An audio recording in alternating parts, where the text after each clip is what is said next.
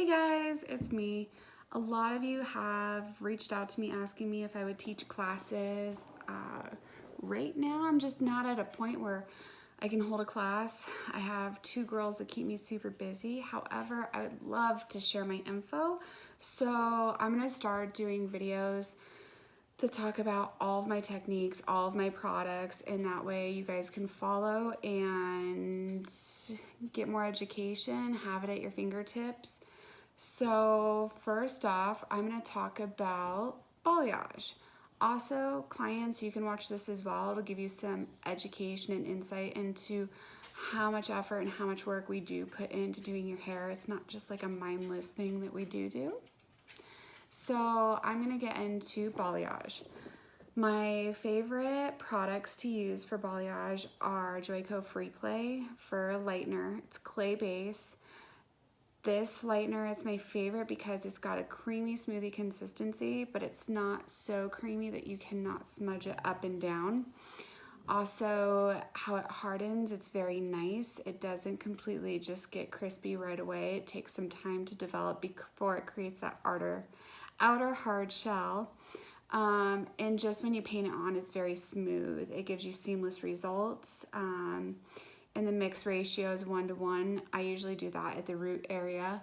And then as I work to the mid and ends, I'll do a 1:2 just so I can saturate fully into those hair strands. I typically never use another lightener for balayage unless it's like a foliage and I'm needing that extra lift and I have those foils. But then it's not really the technical term of balayage. Another thing with balayage is I use a bond treatment, aka Olaplex. I know some of you use B3. There's a couple other brands out there. When you do add it to your lightener, it can sometimes make it a little bit more Cool Whippy, a little too runny. So get familiar with your product and how it works on the hair before you start adding stuff or changing the mix ratio. That way you have more of a consistent outcome on the hair and how it's gonna lift and how it's gonna look and how it's gonna apply. Next up is your developers. For developers, I typically always use a 30 volume on the new growth area. And then on mids and ends, I'll work with, believe it or not, a 5 volume, something that's really gentle, especially if their hair is already lightened at the ends. If their hair is not lightened in the ends, I might pull that 30 from root to end. And keep in mind, I do use Olaplex in almost every formula. Keep that hair healthy every single time.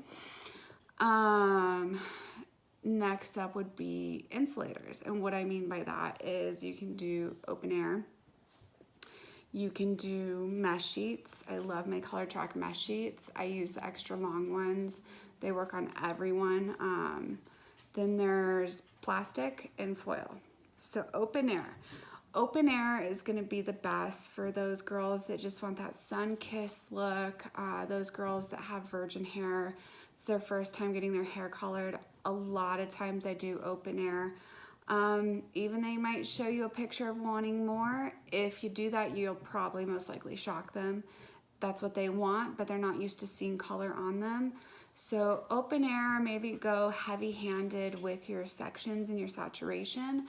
Make sure with open air that you're really thick and layering it on there, or else it's gonna dry out too quick and it's gonna look like you did nothing and you spent all that time for no reason. Next up is gonna be the mesh sheets. Mesh sheets are very versatile. I almost use my Color Track mesh on every single client. Very rarely do I use open air, plastic, and foils. The mesh allows me to really control. I'll paint at the new growth area and it depends on the look they're wanting to go for. I'll sometimes take the mesh and lay it right under that new growth area, or I'll lay it down a few inches below and make sure their ends and their mids are covered. So it takes a lot longer for that area to dry out and the root area dries out quicker. So you have that kind of softer root that goes out to a much lighter look and effect. Then next up, say you're wanting somebody that wants a high contrast look or they're pretty dark and they're needing to lift up more.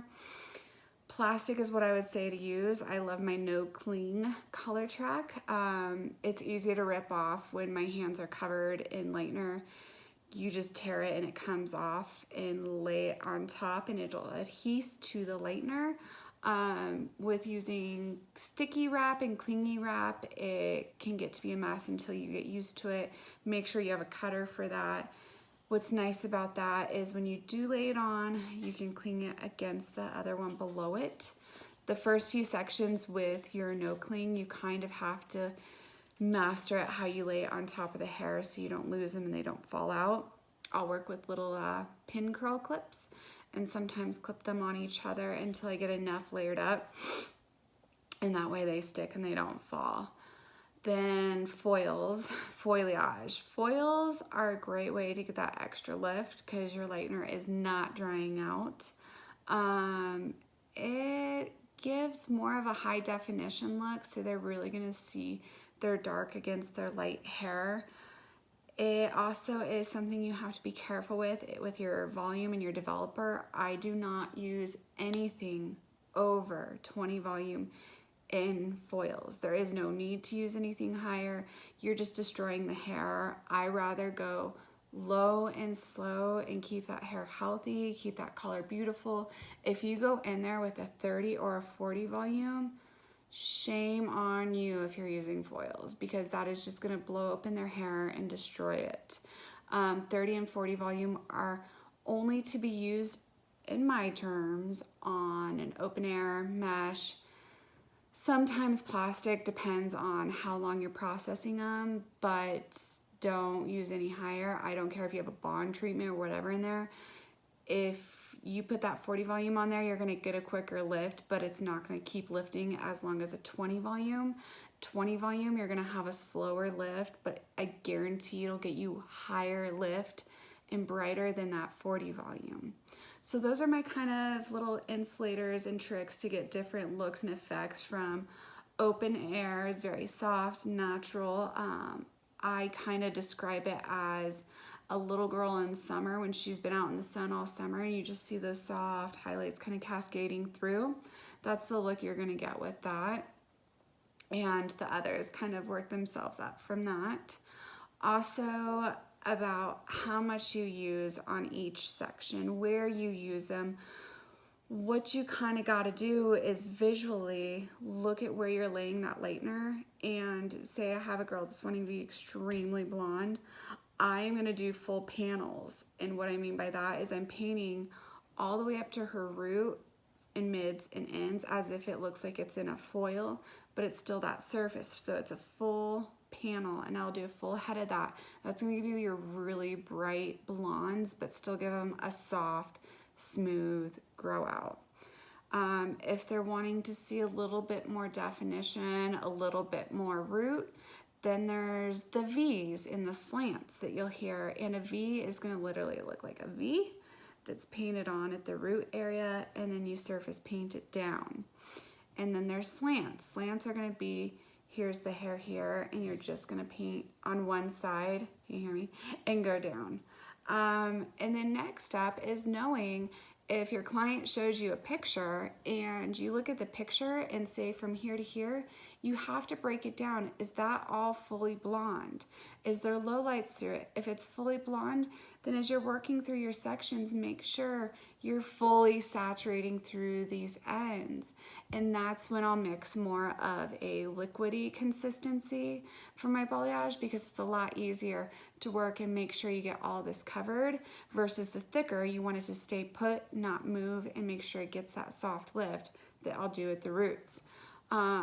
When I have a client look at a picture of balayage, what do you like about that picture? Do you want your ends completely blonde? Do you want blonde pieces around your face? Because if you put blonde pieces around their face, they're gonna feel much blonder as if you left dark pieces, even though it's the same color all the way around. Consultation is gonna play a big part into your balayage, and also making sure that you're protecting the hair, you're knowing what levels to lift it to, how long you're lifting it to. Do not rush. I personally don't like to double book between a balayage client. I'm watching it.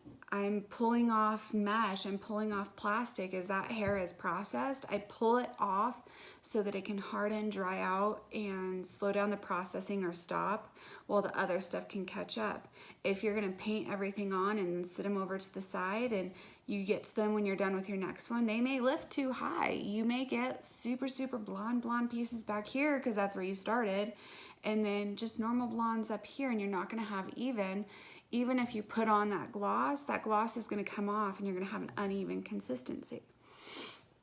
Next is moving into toners, AKA gloss. You'll learn I like to use pretty words. I don't like to say bleach, I like to say lightener. I don't like to say toner, I like to say gloss. So my favorite is Redken Shades of Q. It's a demi sheer translucent demi. The beautiful thing about this is it's not gonna change the base. It's gonna give a sheer coverage, a beautiful grow out. You can melt it. It balances out the pH. It's like a conditioning treatment. I call it a top coat for the hair. Overall, it's a very fun line to work with. You can dilute them down. You can customize them. I play a lot with the 9V 9GI. It's like a bright neutral.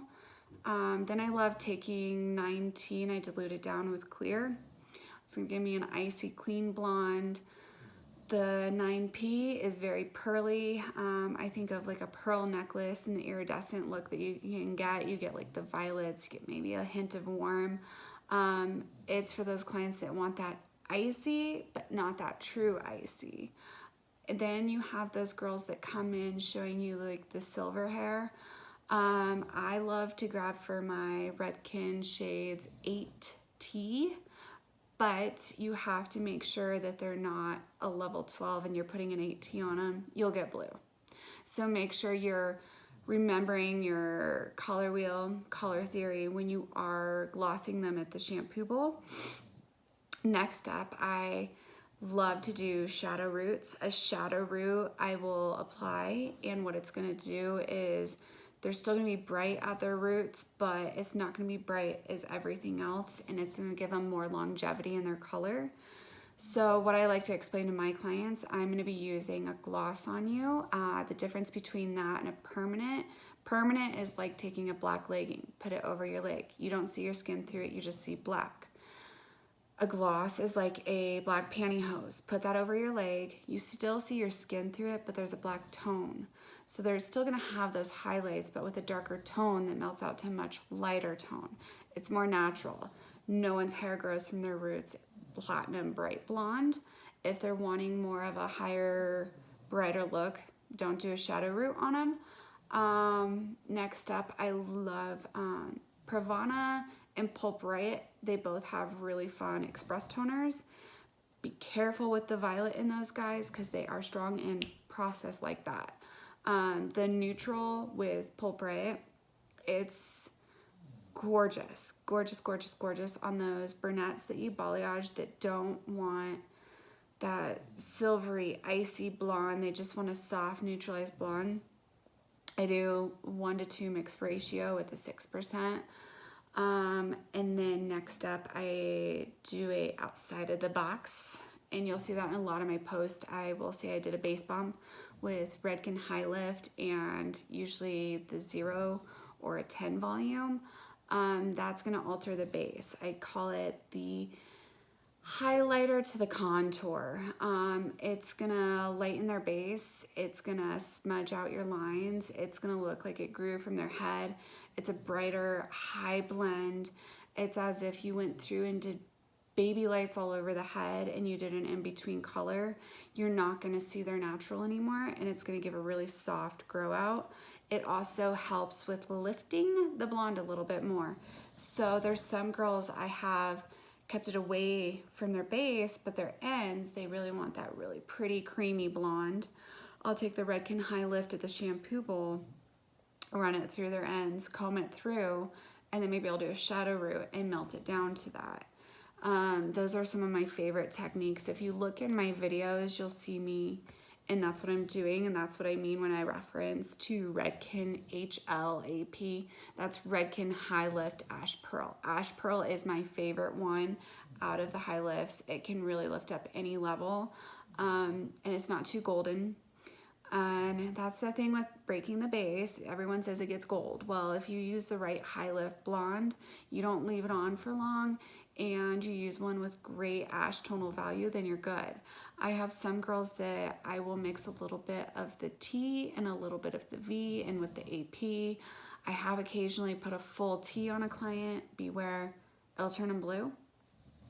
So those are my favorite with toning. And all of my balayage clients get a deep conditioning treatment. So they get their Olaplex 1, their Olaplex 2, and then I like to use the Joico K-Pack deep conditioning treatment. That one lasts about 20 washes, leaves the hair feeling amazing and smooth, and it gives that moisture value that you need to add into the Olaplex. So that's kind of a basic rundown of my products that I use, why I use them. And the last and most important thing is during your consultation, you need to break down to your client the price of an accent, a half, a full, maintenance, at-home care. You need to break it all down before you even mix up any colors so they know what they're getting into, because balayage does cost more. Why does it cost more? Classes, product, everything is more custom. It's not just putting lightener into a foil and washing it out and calling it a day. There's a lot more to it.